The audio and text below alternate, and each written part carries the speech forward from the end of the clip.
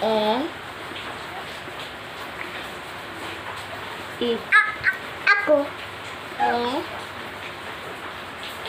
I. Ako ko. I. U. Uulan po yan. U.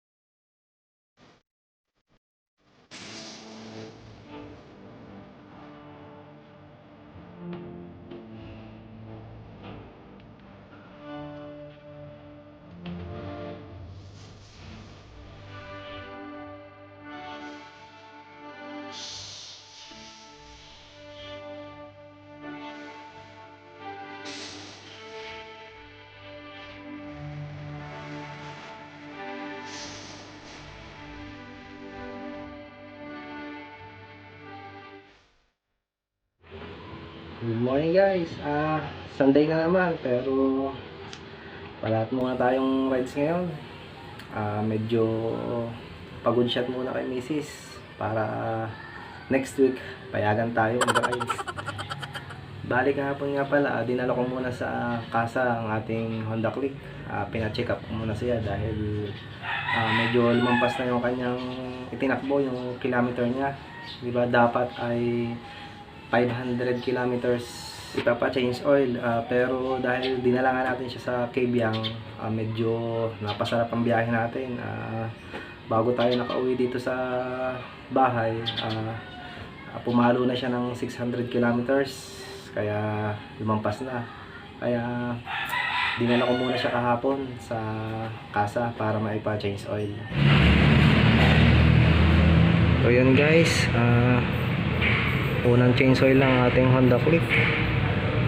Bali lumabis ng 100 kilometro ang kanyang takbo. Dapat ay 500 kilometers siya papa change oil, pero dahil dinala namin sa Kabyang, lumabis siya, umabot ng 600.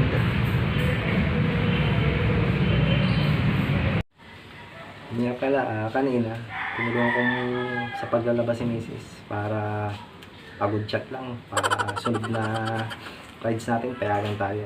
Siyempre paminsan-minsan kailangan nating magpagod chat para madali lang tayong payagan.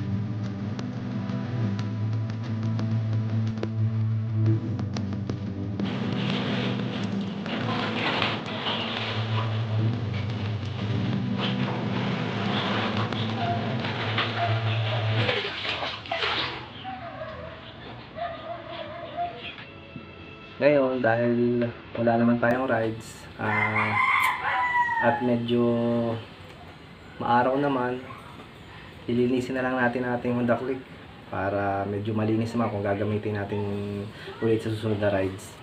Kahapon nga pala, after nating change oil ang ating motor, medyo inabutan tayo ng ulan. So yan na nga, oh. Medyo maputik. Oh. Siyempre hindi naman natin matitis ang ating motor na hindi linisin. Sobrang putik, oh. Grabe. Sobrang naging putik, oh. Buti hindi napapasok yung loob ng makina. Grabe.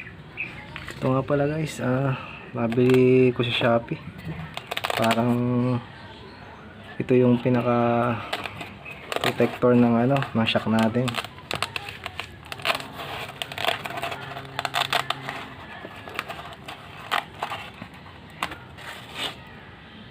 Okay siya lamang yung hindi na dumihan. Okay, hindi tayo lugi pagkakabili.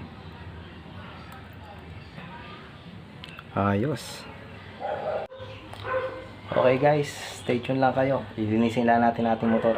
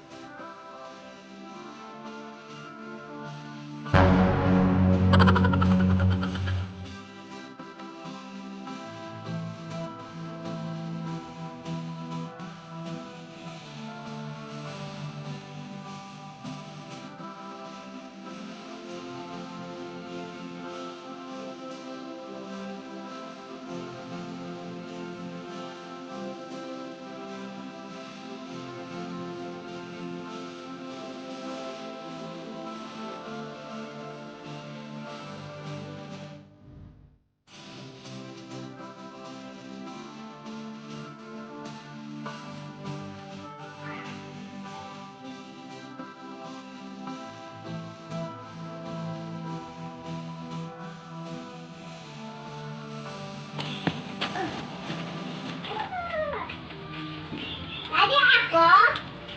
Hirap talaga maglinis. Nakakapagod.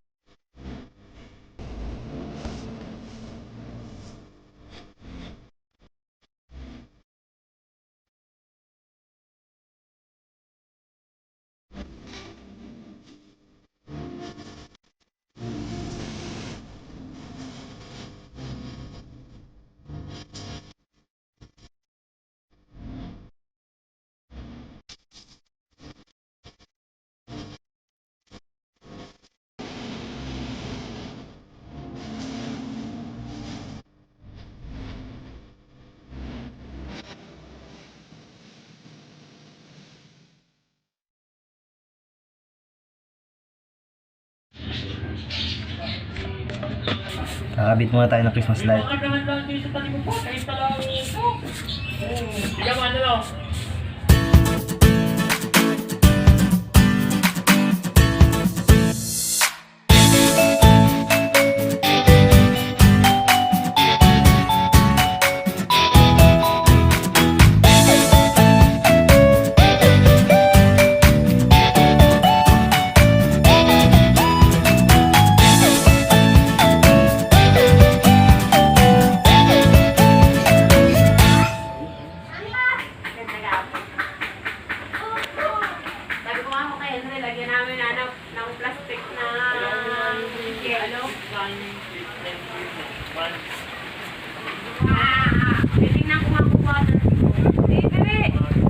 Ate!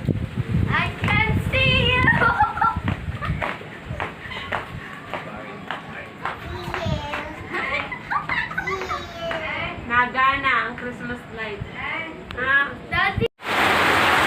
Yun lang. Umulan na. Grabe nang wag maglilinis ng motor. Yan. Umuulan. Sayang linis natin ng motor. Bukas mapuputi ka na naman.